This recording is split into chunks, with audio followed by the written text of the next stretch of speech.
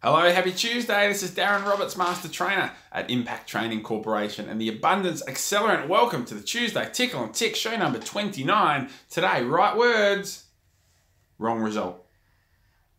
Have you ever had a time in your relationships or in business where you've been saying the right words, but just not getting the result that you're after? Maybe not getting the response that you're after. Maybe making things worse.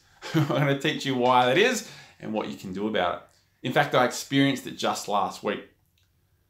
I was at my daughter's netball game and I had an official role that night of the scorer, and I was in the third quarter scoring away there with the other scorer.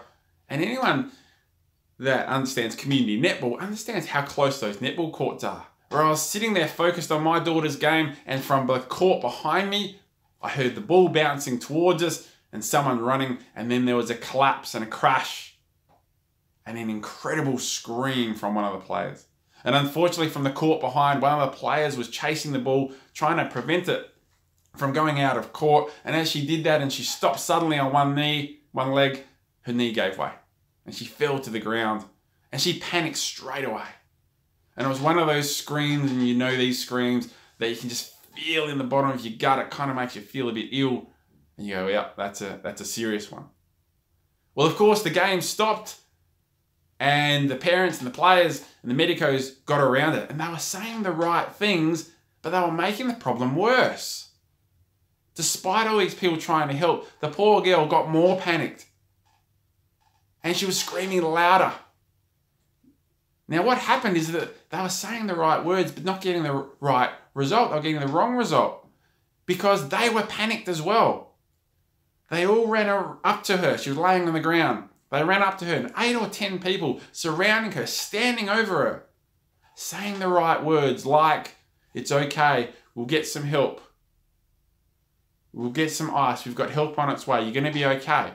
But they said it with a panicked voice like, "Oh, you've done your knee, it's okay, wheelchair's coming, we'll get some help, we'll get an ambulance, you'll be okay."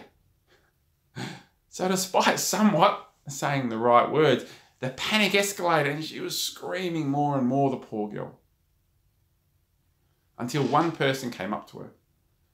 And that person cleared all the other players away and almost laid down next to her so that she had eye contact with the player. And this lady, in a very calm voice, said, "Listen, all I want you to do is to look at me. You've hurt your knee. We're going to get some ice. We're going to get a wheelchair to help you. Everything's going to be okay. All I want you to do is to concentrate on your breathing.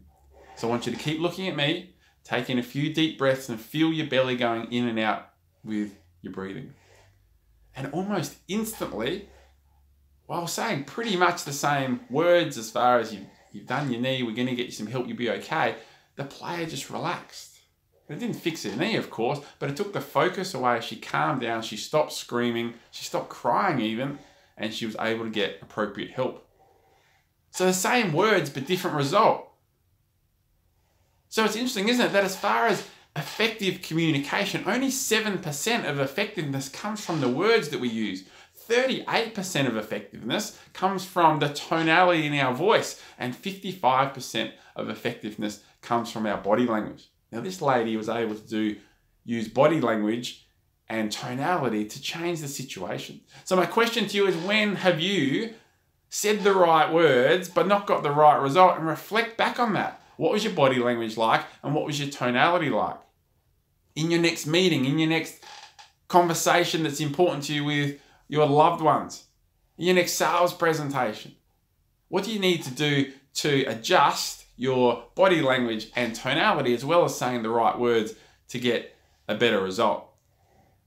Put it in the comments below. In fact, I want to instigate some conversations because we also train on mirror and matching, don't we? And as many of you know, if you want to build relationships, we mirror and match tonality, we mirror and match body language. However, in this rare instance, mirror and matching made things worse. So put in the comments below, I'd love to get your ideas on it. When in relationships and business do we need to mirror and match? And when do we need to take the lead and do things differently? Put that in the comments below. By the way, we've got a webinar, a free webinar coming up on the 11th of December to help you become a 6-figure sale professional. 5 key tips that we're going to provide you there. So look out for that. Put it in the comments below. when should we mirror and match, and when should we lead by doing things differently to get a different result. You guys have a great Tuesday, and we'll see you next week for the Tuesday Tick on Tick. Bye for now.